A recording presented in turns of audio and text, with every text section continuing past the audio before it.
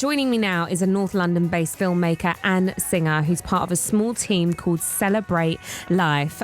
They create thought-provoking videos and run peace workshops in schools and communities, all aimed at developing inner strength and preventing violence through personal change. Wendy, welcome to the show. Thank you. Thank you for having me. You submitted your work and it was so powerful. I just had to have you on the show. So thank you so much for submitting your work, the short film. Well, is it a short film or is it... I'd call it a short film. Why not? Yeah, you submitted it and it's called What is Peace? Now let's start with a little bit about your background and your journey. How did you get into filmmaking? And you're also a singer. I am a singer and I feel that, I'm an artist too, and all those arts are involved in filmmaking. I got into this through the work that I do with Celebrate Life, and we've been doing this for about 15 years. We do events, which used to be music events, but now we focus more on these workshops and just meeting people along the way. Part of what we've been doing for a while is something called the Peace Education Programme, which is offered by a much larger charity called TPRF. And through doing that in prisons, we began to meet people outside in the community who had done the workshop and then changed their lives. And that was such a great story that I thought it has to be told. And I made a documentary called Power to Change, which you can also find on YouTube. And that showed stories of people who had gone to prison, but also other people who had been through certain challenges and gone beyond it, and to share these powerful stories that are positive and hopeful and real. Yeah. So that really got me into it, was the stories that needed to be told. Yeah, I love that. I absolutely love that. And that's one of the beautiful things about film and creating films, because there's so many stories that are to be told. Now, why did you choose this particular question for your latest film, What is Peace? Well, actually, it was for those peace workshops, because each session is themed. So we have on peace, on choice, on inner strength, on hope and appreciation. So I wanted to develop this series and the Peace Education Programme, particularly for teenagers and for schools, and particularly London, because that's where I am.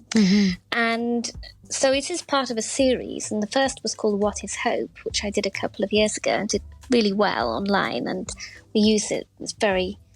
It works really well to kind of provoke questions and reflections on a pretty deep topic. So then we continued and we did 5 more. So we have what is courage, what is inner strength, what is peace, what is appreciation, and what is love. And I've just put them all online, so they're all available to watch. What were some of the most surprising or moving responses you received whilst making these videos? I think it always comes from the children. Because they're so young, and I think we really overlook how wise and perceptive children are. Yeah. Like when I ask them, as you'll hear, what's the solution? Like, how do we end the wars? And in one sense, it's a ridiculous question to be asking an 8-year-old. Yeah. But on the other hand, what they say is so simple and so true. And it's like, of course, they see things. Like, I try to protect my child from what's going on in the world, but they know, because they're at school and they have friends whose family is going through this. So they know about this stuff and they think about it. And what they have to say is, I think, just takes my breath away. I go, wow, it's so true. And that was probably a standout moment. I must say, the video feels very gentle and powerful. Those are the 2 words that I would use to describe it when I watched it. How did you approach filming to keep that particular tone?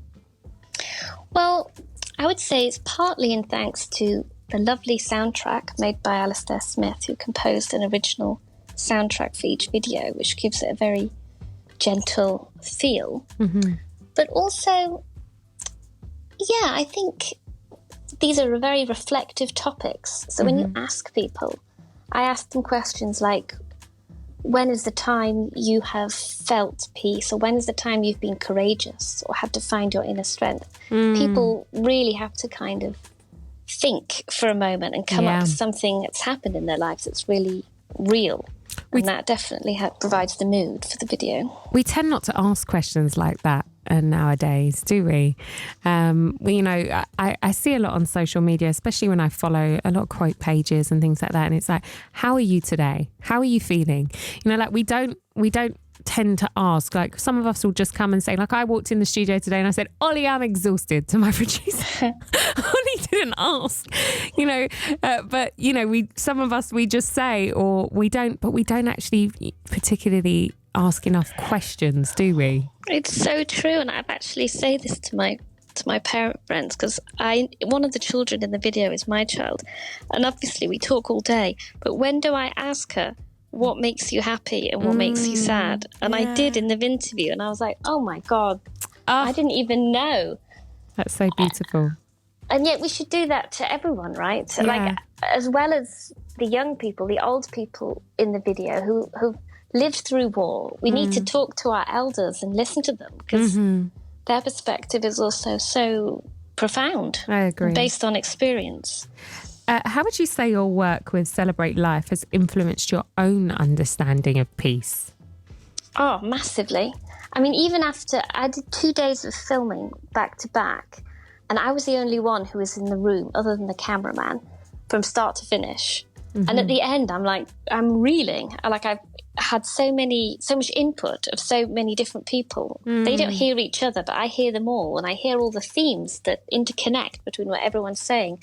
What I'm just come out with is that people really do have incredible wisdom. We need to share these stories. It's the voice of just ordinary people. Everybody wants peace. Like, I've never met someone who doesn't want peace, and yet somehow that's not happening in the world. So we have to amplify this feeling, because that's one thing that unifies us.